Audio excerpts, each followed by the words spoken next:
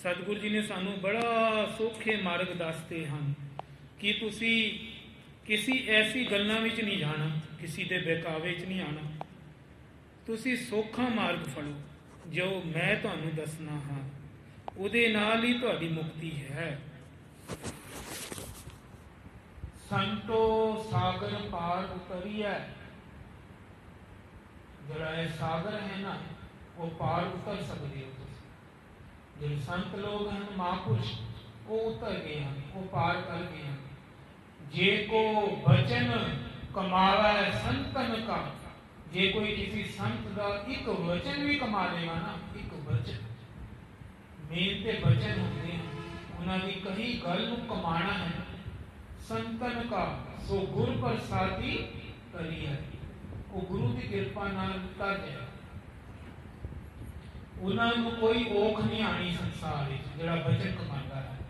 रहाओ coat Tirath मजन इशनाना, इस कल में मैल परिचय कोट वाली असी करोड़ों वाली इशनान कर जाने हाँ तीर्थां, कदी केड़े कदी केड़े कदी केड़े, पर साडी मन की मैल है वो तरदी नहीं, उल्टा भरी जाती है।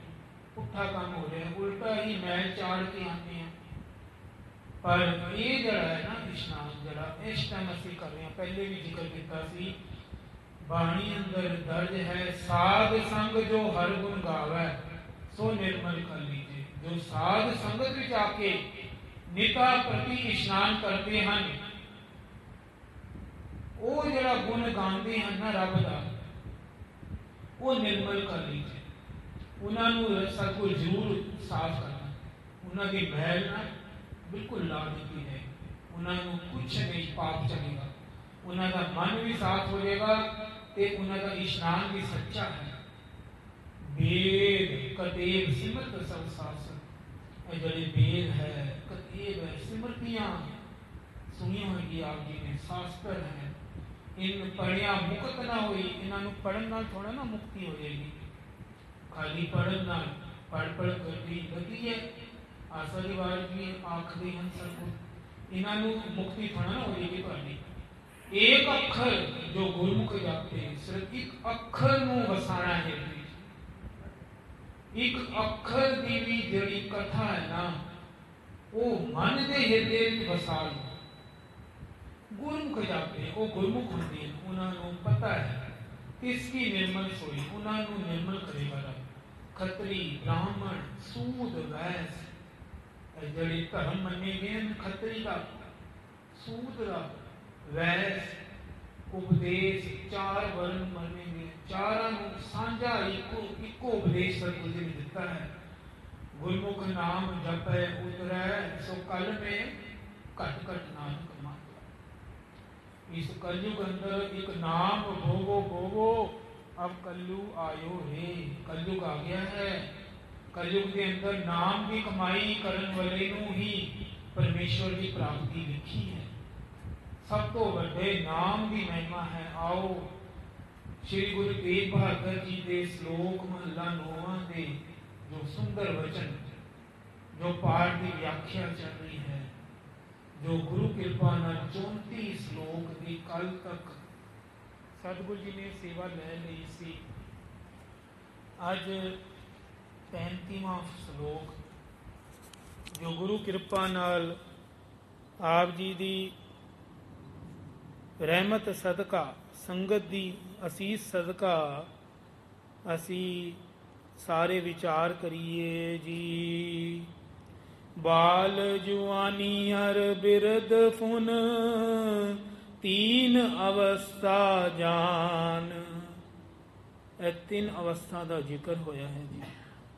एक बचपन बाल अवस्था, एक उस तो बाद जवानी की अवस्था आती है, अते फिर बुढ़ेपा आंदा है तीजी अवस्था। उम्र दियां ये 3 अवस्था समझ लै है जो मनुख ते आउणी आउणी है। मनुख नूं इस अवस्था चों निकलना पेगा।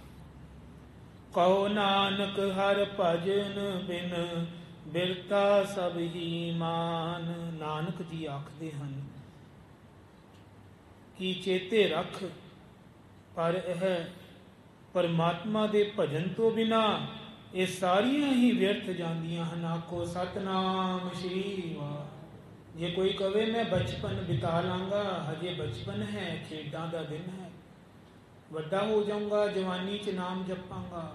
ਜਦੋਂ ਜਵਾਨੀ ਵਿੱਚ ਚੜ੍ਹਦਾ ਹੈ ਕਹਿੰਦਾ ਬੁਢੇਪਾ ਆਉਣ ਦੋ, ਅਜੇ ਤੇ ਸਾਡਾ ਕਮਾਨ ਦੇ ਦਿਨ ਹੈ, ਮੌਜਾਂ ਮਾਣਨ ਦੇ ਦਿਨ ਹੈ।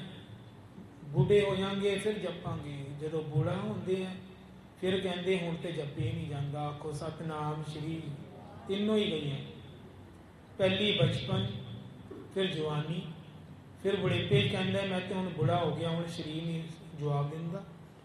ਸਤਿਗੁਰੂ ਜੀ ਕਹਿੰਦੇ ਜੇ ਭਜਨ ਨਹੀਂ ਕਰਦੇ ਤਿੰਨੋਂ ਹੀ ਵਿਅਰਥ ਹਨ।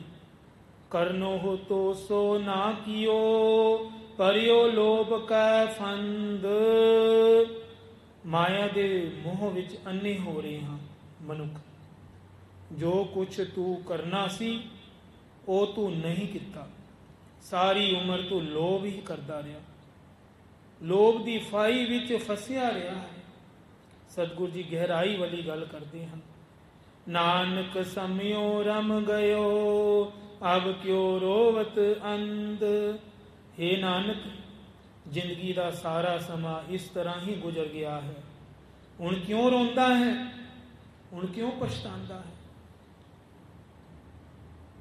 ਹੁਣ ਰੋਣ ਦਾ ਕੀ ਫਾਇਦਾ ਜਦ ਤੇਰੀ ਉਮਰ ਬੀਤ ਗਈ ਹੈ, ਕਾਲ ਨੇੜੇ ਆ ਗਿਆ ਹੈ।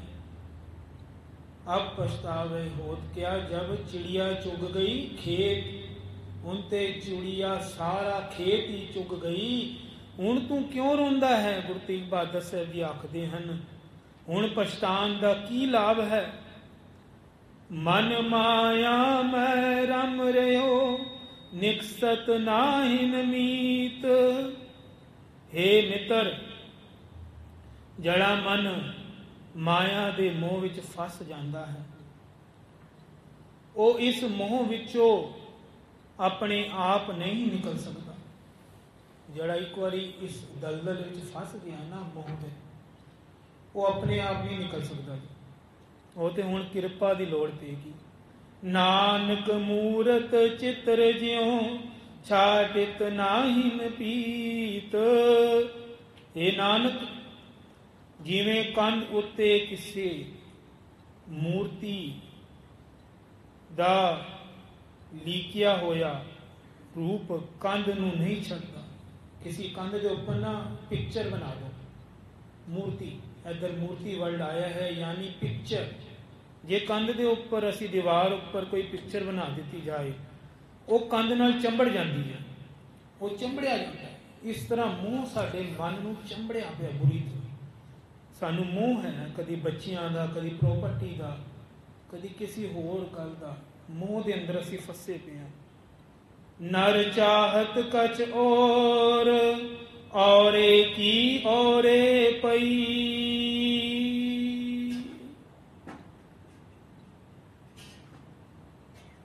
ਮਾਇਆ ਦੇ ਵਿੱਚ, ਮੋਹ ਵਿੱਚ ਫਸ ਕੇ ਮਨੁੱਖ ਪ੍ਰਭੂ ਸਿਮਰਨ ਦੀ ਥਾਂ ਕੁਛ ਹੋਰ ਭਾਵ ਮਾਇਆ ਹੀ ਮਾਇਆ ਮੰਗਦਾ ਹੈ, ਰਹਿੰਦਾ ਹੈ, ਹੋਰ ਕੁਛ ਨਹੀਂ ਮੰਗਦਾ।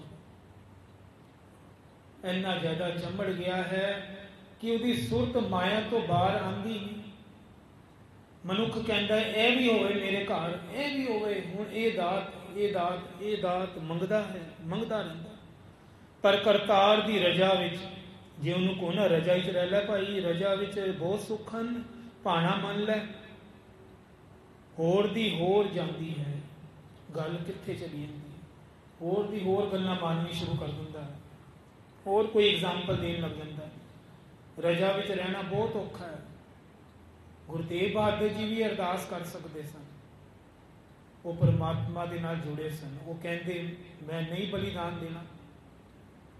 ਉਹਨਾਂ ਉੱਪਰ ਜ਼ੁਲਮ ਹੀ ਹੋਇਆ ਨਾ ਦਿੱਲੀ ਸੀਸਗੰਜ, ਉਹ ਰਜਾ ਵਿੱਚ ਰਹਿ ਕੇ ਉਹਨਾਂ ਨੇ ਦੇ ਦਿੱਤਾ ਸੀਸ।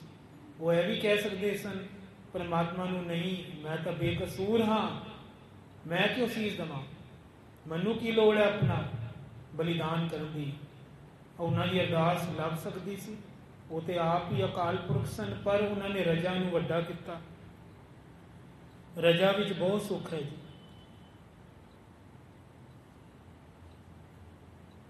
चितवत रहो ठगोर, नानक फासी गल परी। हे नानक, ਮਨੁੱਖ ਹੋਰਨਾਂ ਨੂੰ ਠੱਗਣ ਦੀਆਂ ਸੋਚਦਾ ਰਹਿੰਦਾ ਹੈ, ਉਤੋਂ ਮੌਤ ਦੀ ਫਾਈ ਗਲ ਵਿੱਚ ਪੈ ਜਾਂਦੀ ਹੈ। ਠੱਗਦੇ ਠੱਗਦੇ ਹੀ ਨਾ, ਕਦੀ ਅਸੀਂ ਟੀਵੀ ਤੇ ਦੇਖਦੇ ਹਾਂ ਕੋਈ ਕਿਸੇ ਨੂੰ ਠੱਗ ਗਿਆ, ਕੋਈ ਕਿਸੇ ਨੂੰ ਕਿੰਨੇ ਕਰੋੜਾਂ ਦਾ ਘਪਲਾ ਕਰ ਗਿਆ, ਹੁਣ ਉਹਦੀ ਮੌਤ ਵੀ ਆ ਜਾਂਦੀ ਹੈ, ਉਹ ਠੱਗਦਾ ਠੱਗਦਾ ਹੀ ਮਰ ਜਾਂਦਾ ਹੈ। ਜਤਨ ਬਹੁਤ ਸੁਖ ਕੇ ਕੀਏ, ਦੁੱਖ ਕੋ ਕੀਓ ਨਾ ਕੋਏ। ਜੀਵ ਭਾਵੇਂ ਸੁੱਖਾਂ ਦੀ ਪ੍ਰਾਪਤੀ ਵਾਸਤੇ ਅਨੇਕਾਂ ਹੀ ਯਤਨ ਕਰਦਾ ਰਹਿੰਦਾ ਹੈ ਅਤੇ ਦੁੱਖਾਂ ਵਾਸਤੇ ਯਤਨ ਨਹੀਂ ਕਰਦਾ। ਕੋਈ ਨਹੀਂ ਚਾਹੁੰਦਾ ਕਿ ਮੇਰੇ ਕੋਲ ਦੁੱਖ ਆਵੇ। ਸੁੱਖਾਂ ਦੇ ਯਤਨ ਅਸੀਂ ਸਾਰੇ ਕਰਦੇ ਹਾਂ, ਪਰ ਫਿਰ ਵੀ ਰਜਾ ਅਨੁਸਾਰ ਦੁੱਖ ਵੀ ਆ ਜਾਂਦੇ ਹਨ। ਆਖੋ ਸਤਨਾਮ ਸ਼੍ਰੀ ਵਾਹਿਗੁਰੂ। ਸਭ ਉੱਪਰ ਆਉਂਦੇ, ਕੋਈ ਵੀ ਨਹੀਂ ਬਚਿਆ। ਗੁਰੂਆਂ ਪੀਰੀਆਂ ਨੂੰ, ਸੰਤਾਂ ਨੂੰ, ਮਹਾਂਪੁਰਸ਼ਾਂ ਨੂੰ ਦੁੱਖ ਨਹੀਂ ਆਉਂਦੇ। ਕੋਈ ਇਹ ਸਮਝਦਾ ਹੈ ਇਹ ਭੁਲੇਖਾ ਹੈ ਤੁਹਾਡਾ। ਉਹਨਾਂ ਨੂੰ ਵੀ ਦੁੱਖ ਆਉਂਦੇ ਹਨ, ਉਹਨਾਂ ਨੂੰ ਬਲਕਿ ਬੜੇ ਵੱਡੇ ਦੁੱਖ ਆਉਂਦੇ ਹਨ, ਪਰ ਉਹ ਸਹਾਰ ਲੈਂਦੇ ਹਨ। ਉਹ ਖੁਸ਼ ਹੋ ਕੇ ਕਹਿੰਦੇ ਪਰਮਾਤਮਾ ਦੀ ਰਜ਼ਾ ਨੂੰ ਮੰਨਣ ਦਾ ਵਕਤ ਆ ਗਿਆ ਹੈ। ਪਰਚੇ ਪਾਸ ਕਰਨ ਦਾ, ਦੁੱਖਾਂ ਨੂੰ ਪਾਰ ਉਤਰਦੇ ਹਨ।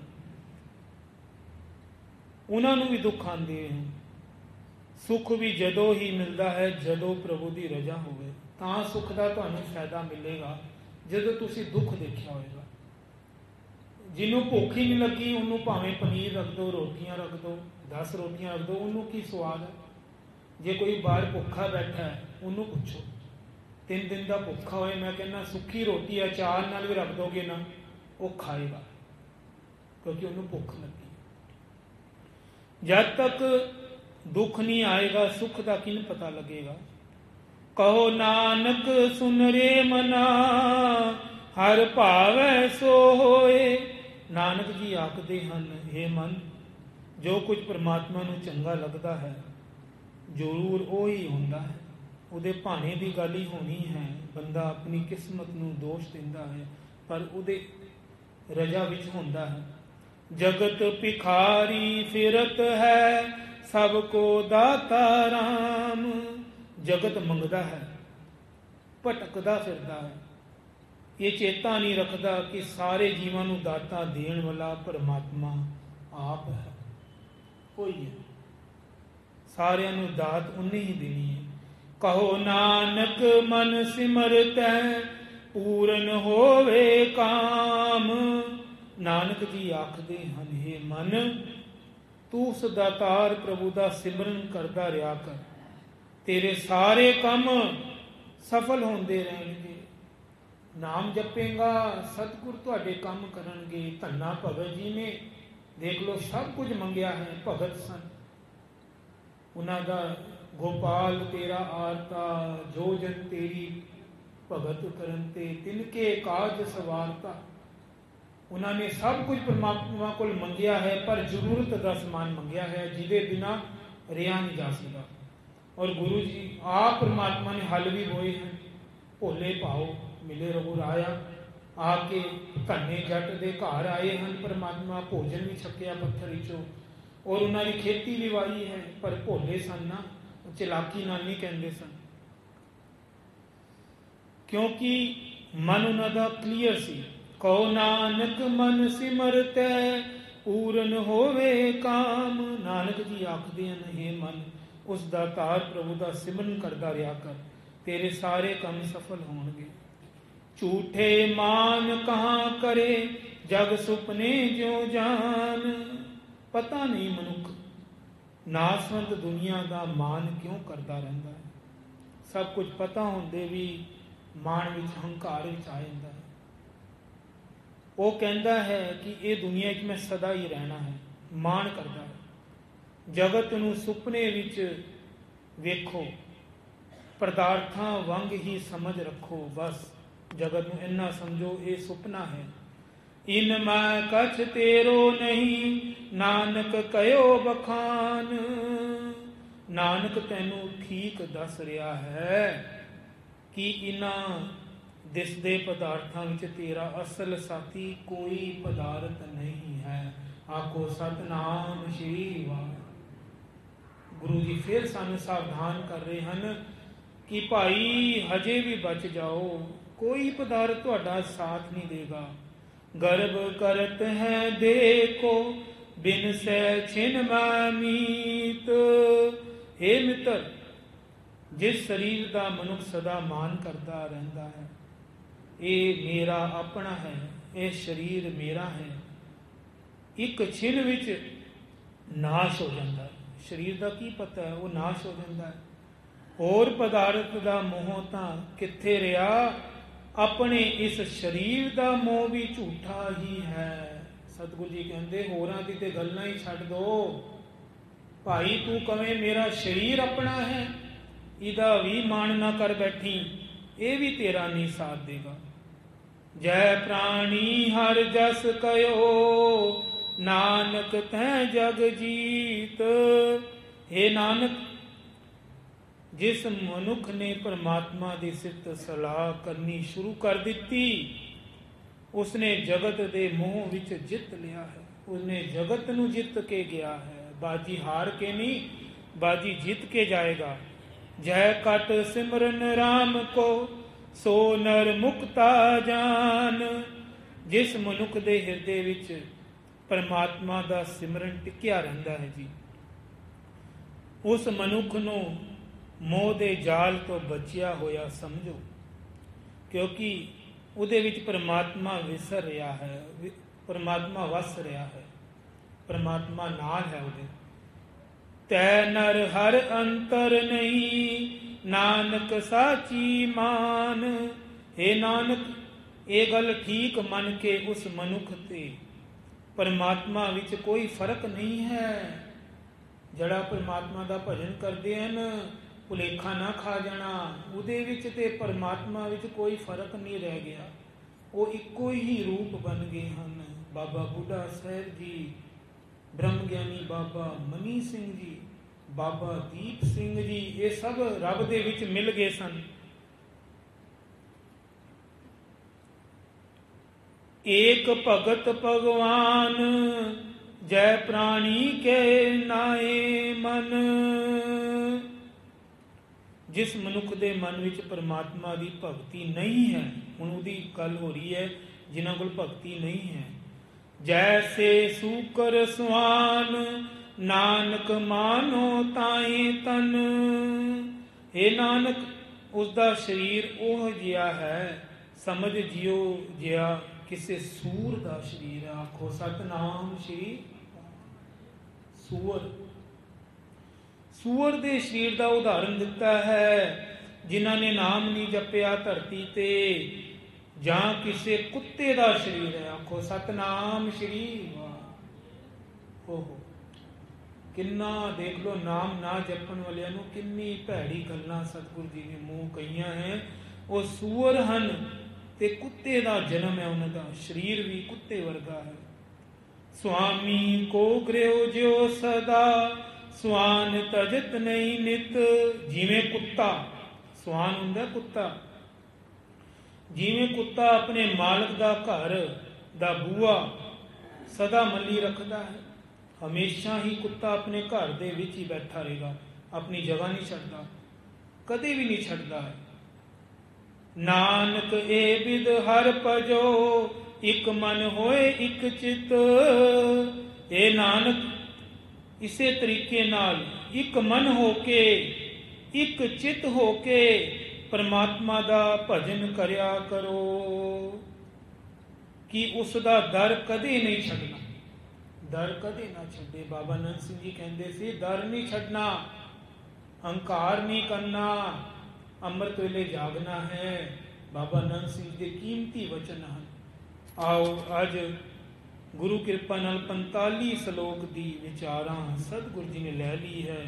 ਕੁਝ ਕੁ ਸ਼ਲੋਕ ਰਹਿ ਗਏ ਹਨ, ਉਹ ਕੱਲ ਵਿਚਾਰ ਕਰਾਂਗੇ। ਮਹਾਰਾਜ ਜੀ ਆਪਣੀ ਬਖਸ਼ਿਸ਼ਾਂ ਹਰ ਕਿਸੇ ਨੂੰ ਵਿਰਾਗ ਬਖਸ਼ਣ, ਹਰ ਕਿਸੇ ਨੂੰ ਬਾਣੀ ਦਾ ਜਿਹੜਾ ਮਤਲਬ ਸਮਝ ਆਵੇ। ਅਸੀਂ ਸਾਰੇ ਅਰਦਾਸ ਕਰਾਂਗੇ, ਮਹਾਰਾਜ ਇਹ ਜਿਹੜੀ ਬਾਣੀ ਆਪ ਜੀ ਅਰਥ ਕਰਾ ਰਹੇ ਸਾਡੇ ਹਿਰਦੇ ਵਿੱਚ ਵਸੇ। ਸਾਰੇ ਸਿਮਰਨ ਕਰਕੇ ਸਮਾਪਤੀ। ਵਾਹਿਗੁਰੂ ਵਾਹਿਗੁਰੂ ਵਾਹਿਗੁਰੂ ਵਾਹਿਗੁਰੂ। सारे जपो। वाहेगुरु वाहेगुरु वाहेगुरु वाहेगुरु। वाह वाहेगुरु वाहेगुरु वाहेगुरु वाहेगुरु।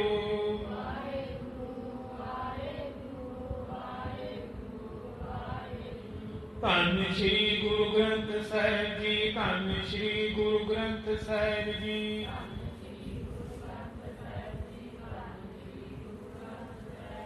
धन श्री गुरु ग्रंथ साहिब जी, धन श्री गुरु ग्रंथ साहिब जी।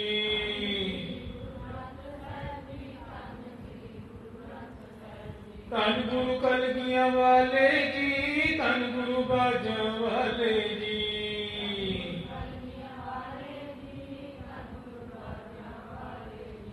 धन गुरु गोबिंद सिंह साहिब, धन गुरु गोबिंद सिंह साहिब।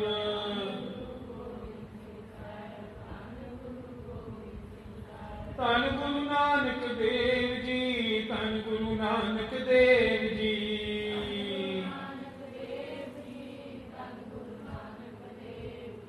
धन गुरु नानक देव जी, धन गुरु नानक देव जी।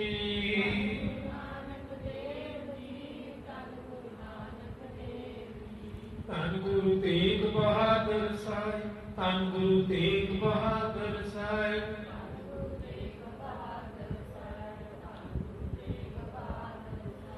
धन गुरु तेग बहादुर साहिब, धन गुरु तेग बहादुर साहिब।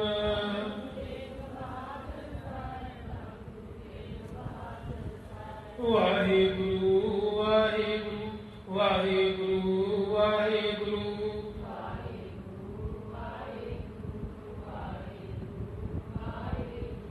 वाहेगुरु वाहेगुरु वाहेगुरु वाहेगुरु।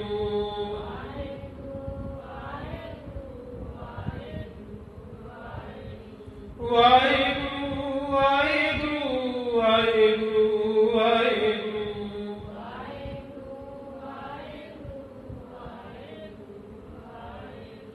वाहेगुरु वाहेगुरु वाहेगुरु वाहेगुरु।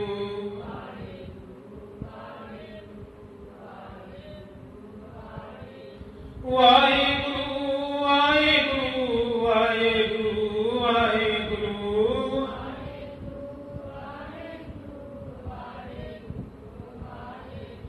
वाहेगुरु वाहेगुरु वाहेगुरु वाहेगुरु।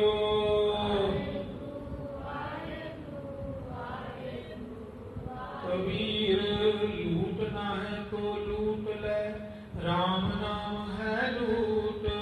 लूटना है तो लूट ले, राम नाम है लूट। फिर पाछे पछताएंगे जब प्राण जाएंगे छूट। फिर पाछे पछताओगे जब प्राण जाएंगे छूट। वाहेगुरु वाहेगुरु वाहेगुरु वाहेगुरु।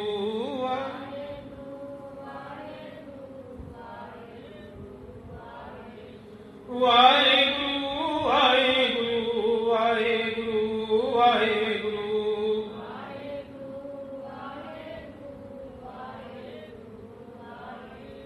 वाहेगुरु जी का खालसा वाहे।